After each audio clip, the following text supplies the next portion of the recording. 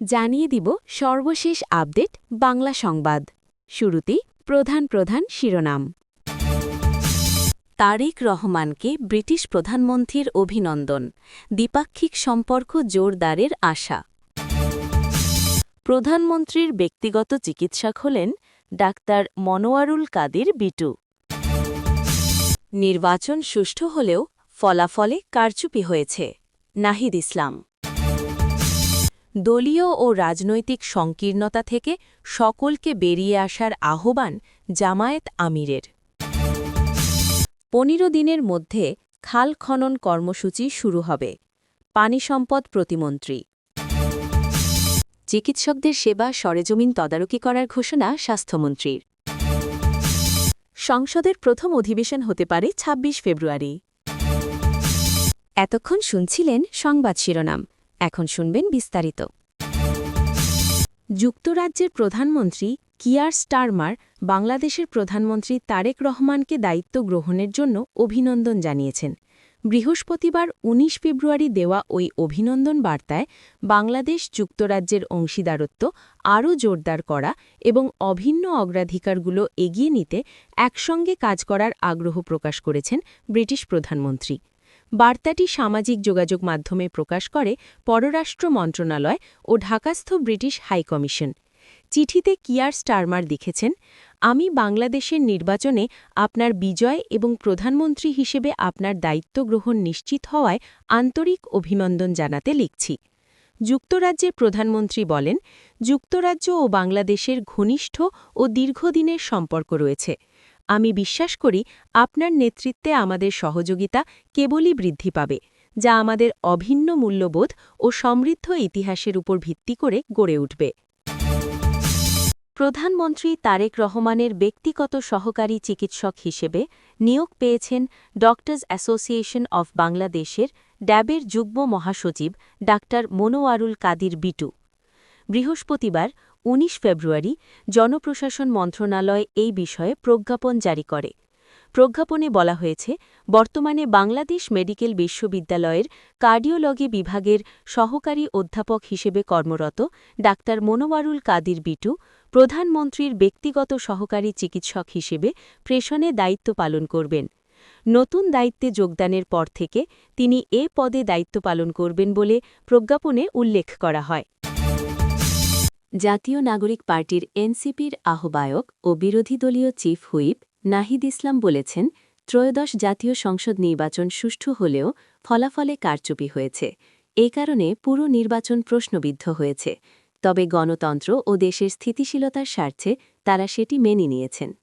গতকাল বৃহস্পতিবার দুপুরে রাজধানীর বাংলা মোটরে এনসিপির অস্থায়ী কেন্দ্রীয় কার্যালয়ে আয়োজিত সংবাদ সম্মেলনে তিনি এসব কথা বলেন। এ সময় আরও উপস্থিত ছিলেন এনসিপির সিনিয়র যুগ্ম আহ্বায়ক আরিফুল ইসলাম আদিব ও সদস্য সচিব মনিরা শারমিন সহ কেন্দ্রীয় নেতারা।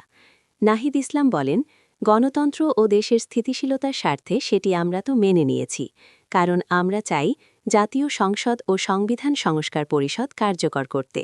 কারণ সংবিধান সংস্কার না হলে বাংলাদেশ আসলে আগের বাংলাদেশই থাকবে, শেখ হাসিনার কাঠামো থাকবে, শুধু অন্য মানুষ দেশ চালাবে। নাহিদ ইসলাম বলেন, বিএনপি সংবিধানের দোহাই দিয়ে ভুল ব্যাখ্যা তুলে ধরে সংস্কার পরিষদের শপথ গ্রহণ থেকে বিরত থেকেছে। এটি গণরায়ের প্রতি এক ধরনের প্রতারণা। এনসিপির আহ্বায়ক বলেন, বর্তমান মন্ত্রিসভার মাধ্যমে পরিবর্তনের আকাঙ্ক্ষা বাস্তবায়ন হবে না, কারণ আমাদের মনে হয়েছে এটি পুরনো বন্দোবস্তের ধারাবাহিকতা। আঞ্চলিক ও ধর্মীয় বা জাতিগত ভারসাম্য হয়নি। নারী প্রতিনিধিত্ব সীমিত। অনেক জেলা থেকে কোনো প্রতিনিধিত্ব নেই।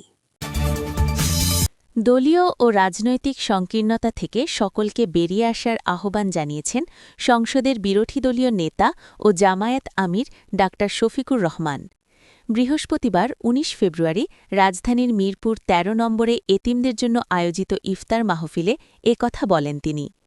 তিনি বলেন, একদিন এতিমদের মধ্য থেকেও কেউ প্রধানমন্ত্রী হবেন। সেই রাজনৈতিক সংস্কৃতি গড়ে তুলতে কাজ করছে জামায়াতে ইসলামী। এ সময় জামায়াত আমির বলেন, দায়িত্বশীল বিরোধী দল হিসাবে জামায়াত সরকারের পাশে থেকে দেশকে এগিয়ে নেবে। সরকারের ভুল ধরিয়ে দেওয়ার পাশাপাশি গঠনমূলক সমালোচনার মধ্য দিয়ে সরকারকে পথ দেখানো হবে বলে জানান তিনি। গণমাধ্যম ও বিচার বিভাগের পরিপূর্ণ স্বাধীনতার কথা উল্লেখ করে তিনি বলেন, নতুন সরকার ক্ষমতা নেয়ার পরে বেশ কয়েকজন সাংবাদিককে চাকরিচ্যুত করা সরকারের নির্লজ্জ হস্তক্ষেপ। সাধারণ মানুষ, প্রশাসন ও সংশ্লিষ্ট মন্ত্রণালয়গুলোর সমন্বয়ে আগামী ১৫ দিনের মধ্যে দেশব্যাপী খাল খনন কর্মসূচি শুরু করা হবে বলে জানিয়েছেন পানি সম্পদ প্রতিমন্ত্রী ফরহাদ হোসেন আজাদ। বৃহস্পতিবার ১৯ ফেব্রুয়ারি রাতে পঞ্চগড় সার্কিট হাউসে জেলা প্রশাসনের আয়োজনে আইন শৃঙ্খলা পরিস্থিতি, রমজানে বাজার দর নিয়ন্ত্রণ এবং নিরবিচ্ছিন্ন বিদ্যুৎ সরবরাহ নিশ্চিতকরণ বিষয়ক সভা শেষে সাংবাদিকদের সঙ্গে আলাপকালে তিনি এ তথ্য জানান। প্রতিমন্ত্রী বলেন, যেসব নদী খনন করা প্রয়োজন সেগুলো পর্যায়ক্রমে খনন করা হবে এবং দখল হয়ে থাকা জলাশয় দ্রুত উদ্ধার করা হবে। একই সঙ্গে খাল পুনঃখননের একটি সমন্বিত কর্মসূচি হাতে নেওয়া হচ্ছে, যেখানে স্থানীয় জনগণ, প্রশাসন এবং কয়েকটি মন্ত্রণালয় একযোগে কাজ করবে। তিনি আরও বলেন, শহীদ রাষ্ট্রপতি জিয়াউর রহমান ১৯৭৭ থেকে ১৯৮১ সাল পর্যন্ত ২,০০০ মাইলের বেশি খাল খনন করেছিলেন। সেই কর্মসূচিকে নতুনভাবে পুনরুজ্জীবিত করার উদ্যোগ নেওয়া হয়েছে। পরিবেশ ও আবহাওয়ার বিষয় বিবেচনায় রেখে এই কর্মসূচির পাশাপাশি বৃক্ষরোপণ কার্যক্রমও চালানো হবে। চিকিৎসকরা ঠিকমতো সেবা দিচ্ছেন কিনা সেটার সরেজমিন তদারকি করার ঘোষণা দিয়েছেন স্বাস্থ্যমন্ত্রী সরদার মোহাম্মদ সাখাওয়াত হোসেন।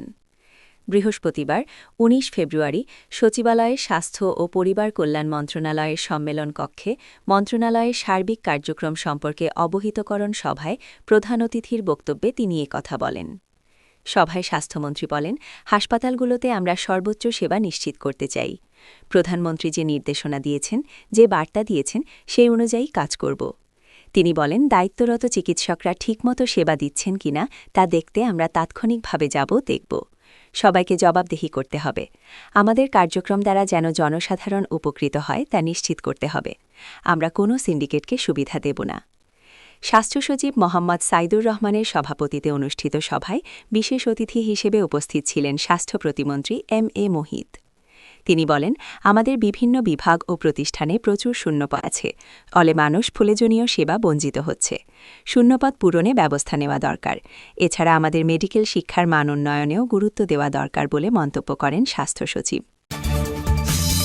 ত্রয়োদশ জাতীয় সংসদের প্রথম অধিবেশন আগামী ২৬ ফেব্রুয়ারি অনুষ্ঠিত হতে পারে। এ লক্ষ্যে প্রধানমন্ত্রীর কার্যালয়ে সংসদ সচিবালয়ের কর্মকর্তাদের সঙ্গে অনুষ্ঠিত এক বৈঠকে ২৬ ফেব্রুয়ারি অধিবেশন শুরুর বিষয়ে আলোচনা ও প্রাথমিক সিদ্ধান্ত হয়েছে বলে সংসদ সচিবালয় সূত্রে জানা গেছে। সংবিধান অনুযায়ী জাতীয় সংসদ নির্বাচনের ফলাফলের গেজেট প্রকাশের ৩০ দিনের মধ্যে রাষ্ট্রপতিকে নতুন সংসদের অধিবেশন আহ্বান করতে হয় এবং তিনি তা প্রধানমন্ত্রীর লিখিত পরামর্শক্রমে করেন। গত ১৩ ফেব্রুয়ারি ত্রয়োদশ সংসদ নির্বাচনে বিজয়ী সদস্যদের গেজেট প্রকাশিত হওয়ায় আগামী ১৪ মার্চের মধ্যেই প্রথম অধিবেশন বসার সাংবিধানিক বাধ্যবাধকতা রয়েছে। নবনির্বাচিত সংসদ সদস্যরা ১৭ ফেব্রুয়ারি শপথ নিয়েছেন। এদিকে অধিবেশন আহ্বান বিষয়ে আনুষ্ঠানিক নির্দেশনা পাওয়ার কথা এখনও জানানো হয়নি বলে সংসদ সচিবালয়ের সচিব কানিজ মওলা জানিয়েছেন। তিনি বলেন, শপথ গ্রহণের ১ মাসের মধ্যে অধিবেশন বসার বিধান রয়েছে। গত ১২ ফেব্রুয়ারি অনুষ্ঠিত নির্বাচনে ৩০০ আসনের মধ্যে ২৯৯টিতে ভোট হয় এবং ২৯৭টির ফল ঘোষণা করা হয়েছে। এতে বিএনপি ২০৯টি আসন পেয়েছে এবং তাদের জোটের শরিকরা আরও ৩টি আসনে জয়ী হয়েছে। স্থগিত থাকা ২টি আসনেও বিএনপির প্রার্থীরা এগিয়ে রয়েছেন।